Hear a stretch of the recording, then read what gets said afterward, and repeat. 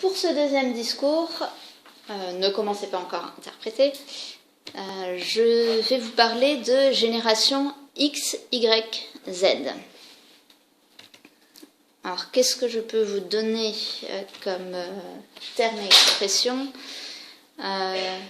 L'expression tirer sa révérence, filer à l'anglaise,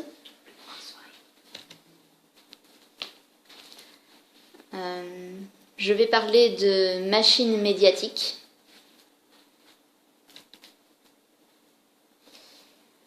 je vais citer un écrivain canadien, Douglas Coupland.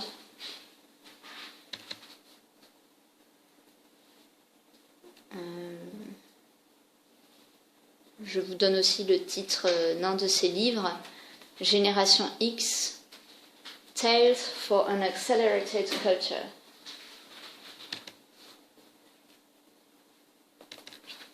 Quoi d'autre? Je vais parler de Baby Boomer, de Baby Bust.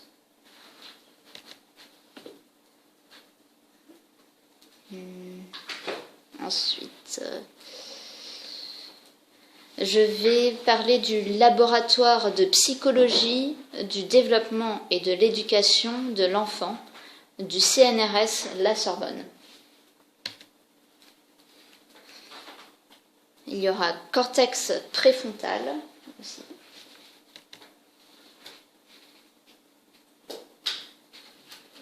Je répète peut-être le laboratoire de psychologie et de développement et de l'éducation de l'enfant du CNRS La Sorbonne. Ensuite, une société, je pense une société de sondage, Common Sense Media.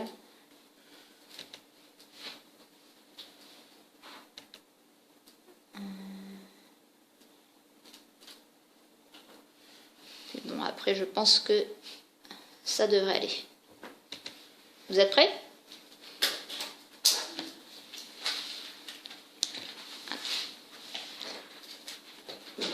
Mesdames et messieurs,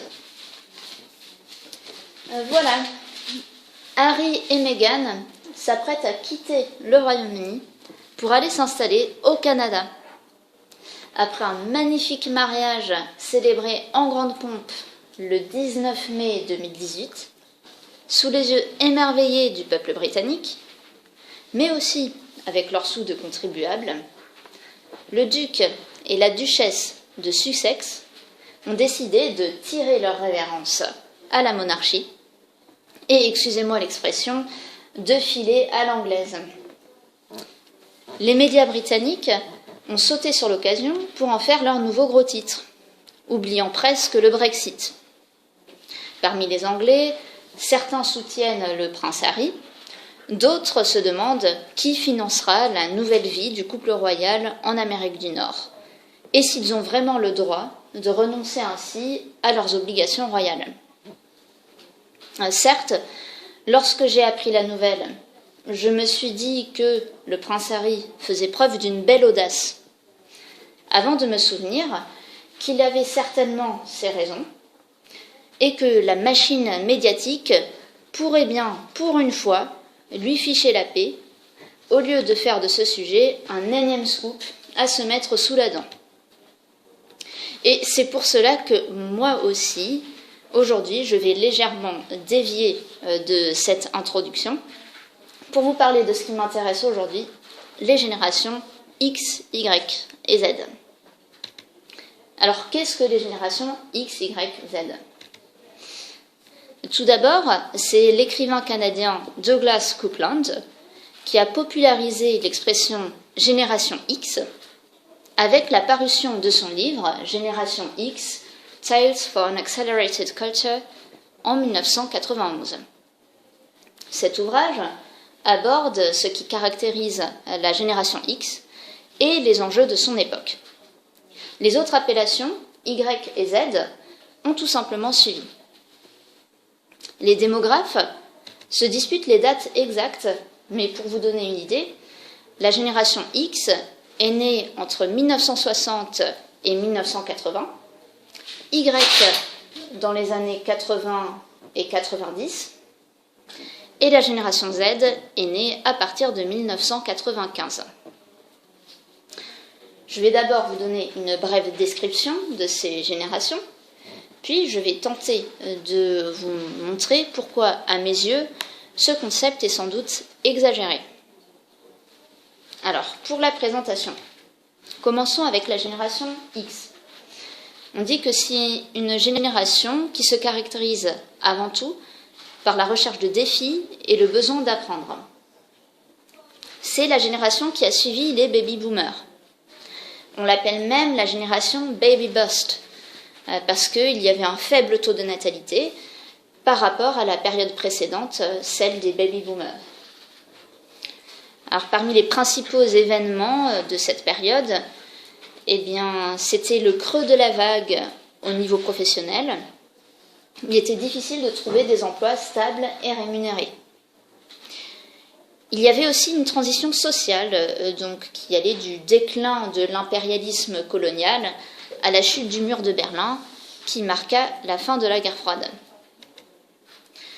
Alors, quelques caractéristiques encore sur cette génération X. Eh bien, ce serait la loyauté, l'envie de gravir les échelons. Et donc, c'est une époque où il y avait une pénurie d'emplois, donc cette génération serait marquée par une attitude égocentrique et sarcastique. Pour les X, cette génération voit le travail comme une clé d'épanouissement. Et ce ne serait pas le salaire qui compte. La génération X veut participer à la prise de décision et à la détermination des objectifs. C'est aussi une génération critique face aux institutions et aux autres générations. La génération X aurait le désir d'évoluer dans un milieu collégial et convivial. Elle rechercherait la gratification immédiate. Et c'est une génération qui souhaite aussi trouver un équilibre entre l'emploi et la vie de famille. Maintenant, la génération Y, celle née dans les années 1980-1990. Cette génération, on l'a affublée de nombreux noms. C'est elle qu'on appelle les millennials, ou encore la génération Erasmus, ou les digital natives. En effet, ils ont grandi entourés avec les nouvelles technologies. Et imaginez, c'est le plus grand choc générationnel de l'humanité. Pour la première fois, les enfants apprennent à leurs parents à se servir de leurs outils quotidiens. Téléphone, puis smartphone, ordinateur, puis tablette. Alors pour les événements principaux de cette période, eh bien, les Y considèrent comme dépassées les transformations morales des années 1960-1970. Cette génération n'a pas connu le monde sans le sida. Et ils ont appris, jeunes, à vivre parmi les médias envahissants. Alors pour les caractéristiques de la génération Y, eh bien, elle se caractériserait par une hyperconsommation et une hypersexualisation, une ouverture sur le monde, une difficulté aussi à se trouver des modèles. Donc, ils auraient du mal à faire la différence entre le bien et le mal. Mais eux aussi recherchent un équilibre entre travail, famille et loisirs. La génération Y, ce serait aussi la rébellion face à l'autorité. Et la génération Y est aussi créatrice d'idées, débrouillarde et critique. Elle a la volonté de gravir les échelons au pas de course. Alors pour la génération Z, née à partir de 1995, cette génération a grandi non seulement avec la technologie, mais surtout avec les réseaux sociaux. Et pour cette génération, il n'y aurait plus de barrière entre vie professionnelle et vie personnelle. Pour les événements, eh bien, jeune encore, cette génération a été marquée par les attentats du World Trade Center le 11 septembre 2001, la guerre au terrorisme et la numérisation de tout sur tout. C'est une génération qui est proche de la génération Y dans ses attentes pour les caractéristiques. On dit que les Z n'auront probablement pas de difficulté à trouver un emploi avec le départ à la retraite massif des baby-boomers. Bon, ça reste à voir. Et puis, qui dit génération Z dit aussi Z comme zapper. Si la génération Y est celle d'Internet, la Z, c'est celle des smartphones et des réseaux sociaux. Le directeur du laboratoire de psychologie du développement et de l'éducation de l'enfant du CNRS de la Sorbonne a eu cette image, je trouve très intéressante, pour décrire le processus de réflexion et de prise de décision chez la génération Z. Alors je cite, « Face aux écrans, et du coup dans la vie, les natifs du numérique ont une sorte de TGV cérébral qui va de l'œil jusqu'au pouce sur l'écran. Ils utilisent surtout une zone du cerveau, le cortex préfrontal, pour améliorer cette rapidité de décision en lien avec les émotions. » Fin de citation. Donc, une génération tout numérique. Mais attendons de voir les générations suivantes. La prochaine génération, selon certains, devrait s'appeler la génération alpha. Et selon la société Common Sense Media, 10% des moins de 2 ans ont déjà utilisé un smartphone en 2011 et 38% en 2013. On parle donc de plus en plus du concept de génération XYZ et en particulier des difficultés d'adaptation entre ces générations et celles qui les précèdent, notamment dans le milieu du travail. Mais est-ce que ce concept est bien approprié ? Est-ce qu'il n'est pas exagéré ? Pour moi, il l'est pour plusieurs raisons. Premièrement, il y a un risque de stigmatisation. En fait, quand on parle de ce concept de génération, on oublie l'hétérogénéité de ces générations. Par exemple, pour la génération Y, les étiqueter comme millennials, eh bien, ça pourrait être une réduction sommaire. C'est très bien pour du marketing, mais c'est beaucoup trop stéréotypé et simplifié pour décrire la réalité de cette génération. Et d'ailleurs, les Y, âgés de environ 20 à 35 ans, c'est une génération bien trop hétérogène pour pouvoir offrir une base stable pour mener une réflexion. Et pourquoi ? Eh bien parce que une partie de cette population recouvre des jeunes actifs, des étudiants, des chômeurs. Et puis après tout, il faut que l'on parle de ce même désir qu'ont les différentes générations d'épanouissement et d'avoir un équilibre entre travail et vie privée.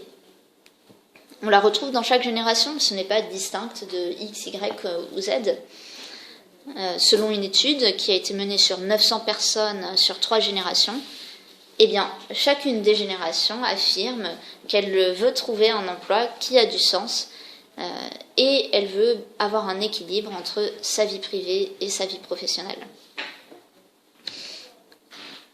Et puis finalement, ce qui est décrit dans ce concept, ce n'est pas quelque chose de nouveau. Donc on déclare que les générations Y et Z contesteraient davantage l'autorité et les organisations traditionnelles, comme beaucoup de jeunes l'ont fait à chaque époque.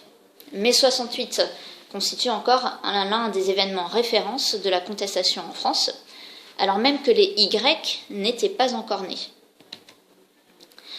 On parle même aujourd'hui de formation au management de la génération Y. On dit que c'est une génération insolente, sans respect pour les codes de l'entreprise. Mais finalement, est-ce que ce n'est pas des caractéristiques de la jeunesse en général depuis toujours ? Celui qui aujourd'hui considère parfaitement normal de travailler avec ses écouteurs est-il fondamentalement différent de celui qui, une génération plus tôt, ne voyait pas pourquoi il continuerait à porter une cravate et à vouvoyer son collègue ? Rien de neuf dans le conflit qui oppose les anciens aux modernes. Et à ceux qui en doutent encore, J'aimerais bien citer le cas d'un jeune bricolo, aux horaires aussi imprévisibles que les résultats. On est en Belgique, hein. Eh bien, c'est Gaston Lagaffe, entré à chaussée d'espadrilles dans la vie professionnelle en 1957. Donc, je me rapproche de ma conclusion.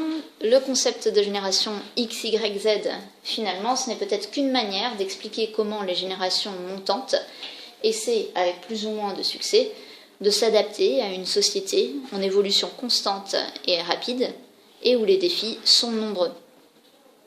Pour ne prendre que la situation sur le marché de l'emploi, les nouvelles générations sont de plus en plus diplômées, et pourtant, le diplôme n'est souvent plus une protection contre le chômage. C'est du moins ce qu'on dit de la génération Y. D'aucuns affirment que la génération Z aura plus de chance grâce aux baby-boomers qui partent à la retraite. Mais je ne doute pas que eux aussi, ils auront leurs propres défis. Il suffit de regarder l'actualité pour voir que la vie n'est pas un long fleuve tranquille. Et pour finir, génération Z, Z ça peut évoquer Zorro, ça évoque aussi la fin de l'alphabet, la fin de l'histoire peut-être. Heureusement, la génération suivante aura la lettre A.